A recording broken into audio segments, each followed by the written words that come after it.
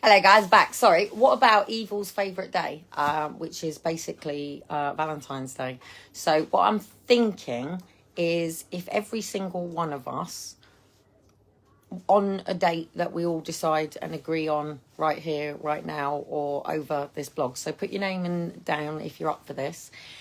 So basically, wherever your nearest ice rink is to you, gather in your area at that ice rink. That means you can just literally turn up, go get your skates, have something like literally put the red X on your hand. Literally, yeah. So let's go for it. Valentine's Day. Put the red X on your hand and just turn up. You're going to obviously just need the money to get in. I might try and see what I can do and speak to ice rinks and tell them what we're going to do. The date today is Liam's birthday, which is the 7th. So let's go. Next date significant in the doodah calendar is obviously Valentine's Day. So let's go with Valentine's Day. So basically what I'm asking everybody to do on Valentine's Day. Now, I don't know how it's going. I know Dean doesn't do Valentine's Day. Dean only does Pancake Day. This is the problem between me and Dean. Dean doesn't celebrate any of the pagan holidays, and the only thing that he celebrates is Pancake Day. That's it. Pancake Day. So I know Dean isn't going to be surprising me for Valentine's Day, trying to rectify our relationship on Valentine's Day, and I know he isn't going to be doing anything. So let's go and do something for me, and let's go do something for all of us at the same time. No protest, no demo. This is a social gathering. We're going to have personal boundaries. We're not going to be socially distancing from anybody. Certainly keep your foot away if I've got skates on and I'm going round. This means I've got how many days to sort this and pull this off? And I'm asking you all around the world to do this, to literally come together with all the free thinkers. And this also helps because it means you can all bring your kids. So your kids can all get a penguin. It means that we've got people in the sides that can help out with people that are coming as single parents. It means people that have still got their kids that are scared of the system can still turn up.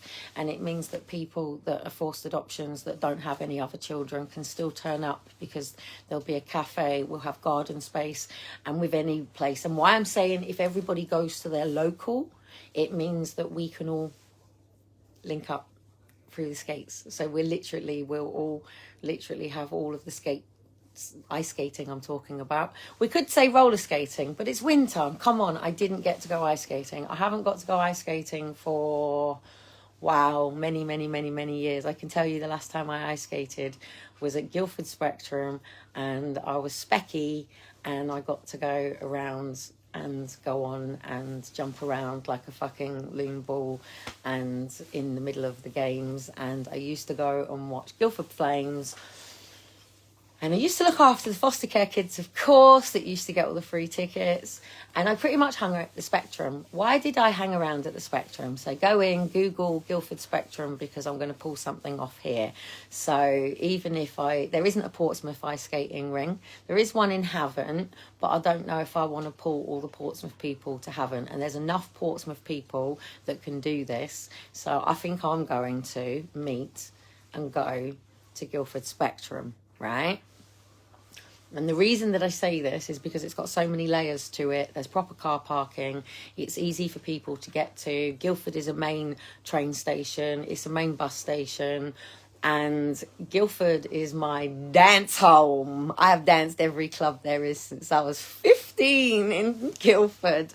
Just as some guy called Dean has DJ'd there. And it's time to go back to Guildford for something. So Guildford Spectrum, if it is still there, I'm going to do some Googling, and I'm basically saying to everybody, I think we should go for this anyway, to basically just all come together that are through these networks. So it doesn't matter if you're a face of forced adoption, it doesn't matter if you're forced adoption exposed, it doesn't matter if you're stolen children of the UK, it doesn't matter if you're from any person's group that have gone on and done their own work, it doesn't matter if you don't like somebody because you'll be in your hometown and you won't have to go and do this with them at somewhere else. But if you particularly want to come and join and do it with me, then I will arrange to go to Guildford on that day and take my boys ice skating, and any person that wants to be there and give me a hand to make sure that, you know, no fingers and toes are cut off. And if I do decide to go and do what I'm going to go and do, and I've got the skates on, that I've at least got a couple of people there with my boys. Yes, I can fucking ice skate too. What do you want me not to be able to do? How can you ice skate if you've got ADS? I fucking love it, mate. I love ice hockey. I love fucking figure skating. I love everything. The problem with EDS is I've got vertigo. And when I was a majorette, I could only get up to 7 spins. And I wanted to really, really, really get up and up and up. And I literally, when I lived in Ash, and I lived in, you can even Google it in the map if you want, and you can put in the Oaks, Ash Green, Ash Vale, Ash, and go down on Google, and you'll see all the lands that I had all the way around me. And I literally used to stand at it's the picture in here. In fact, actually, I'll grab it 2 seconds. I think it's just here. When I was... Yeah, it's there. Hang on. Is it there? Oh, you see my little beautiful face. Yeah, it's there. Yeah, it's behind there. Hang on. So, in this photograph, by the way, I am 14 or 15, probably closer to 14, maybe even 13. It wouldn't have been that long after my mum met Trevor, and we went to live with Trevor, so I was at Ash Manor, so I joined Ash Manor when I was 13, and then I got expelled when I was 15, and I was already in foster care by the time I got expelled, so and it's their fault I got expelled. So anyway, in this photograph where I'm stood, I've obviously got the grass behind me, and then where my feet are was the car park, and then obviously to the house, and then to the side of it is the garage, and you'd see it on, if you Google it down, is the garage that Prince Charles and Prince Andrew, the people that double them, so the car was kept in there.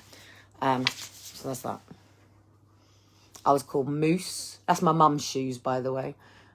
Moose, Minga.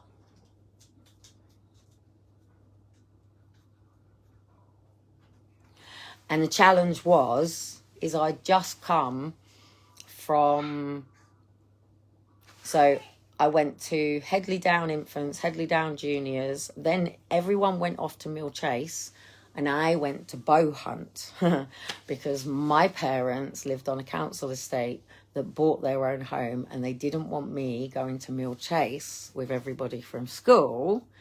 So I lost all my school friends, and my school friends were, I can tell you exactly who my school friends were.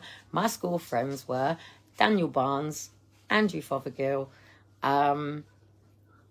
Neil White, that was at school, Anna Giles, and I can't remember her name, and Roger Martin, who lived across the road from me. And then it became Gavin Mace, Stephen Mace, all of them Maces. And then I ran around with the Borden lot.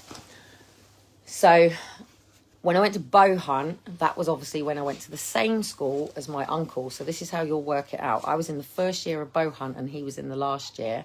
And because my mum had to drive from London to Liphook once, and that's also the time that my dad left my ex-stepmum, and we moved to Liphook there so I could continue with Bow Hunt.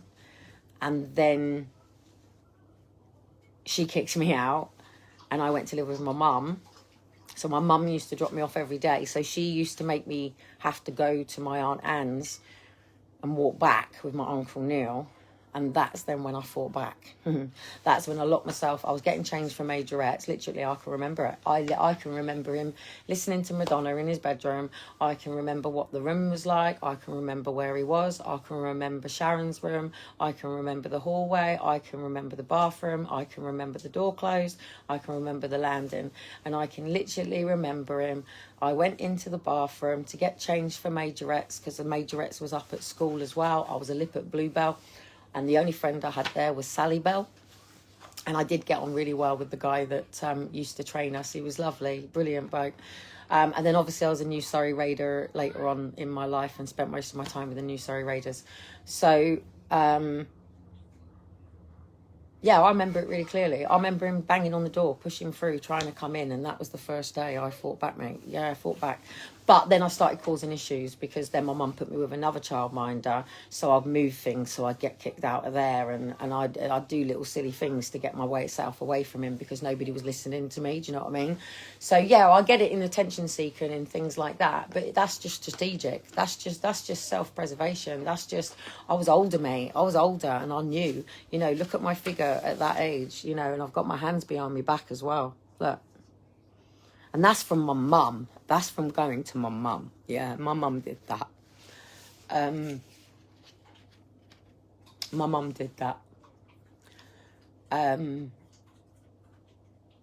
Yeah, my mum did that. My mum got me there. My mum was the one that got me later on in life. Not when it all came out. Not when it all came out when I was 11.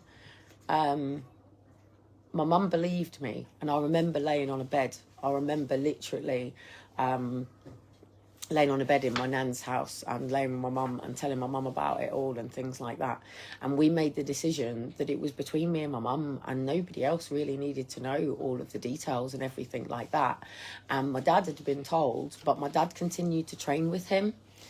And it's like, is my dad training with him because he's bullying him now and he'll bullying him into the ground, or is my dad training with him because he didn't believe me? So I distanced from my dad. I did the same to my ex-husband as well when something happened to me later on and he went and stood with somebody, and it's like, why did you do that? Why did you do that? What you've just done to me is just said that what that person has done to me is okay, because you don't do that. And then people can say, oh, but loyalty. Wow, what is loyalty? What is loyalty to a person? And people can go, oh, that's very cultish. That's very narcissistic. That, you know, or even in domestic violence, it's about loyalty, isn't it? I don't like egg now.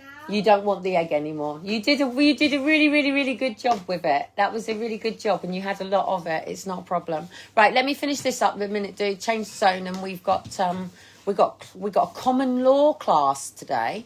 You're going to learn about common law. That man, your teacher. My teacher, yes. Going to learn about common law. You know about police. You know about courts. What are you looking for in the cupboard? I gotta go. Anyway, see you all ice skating.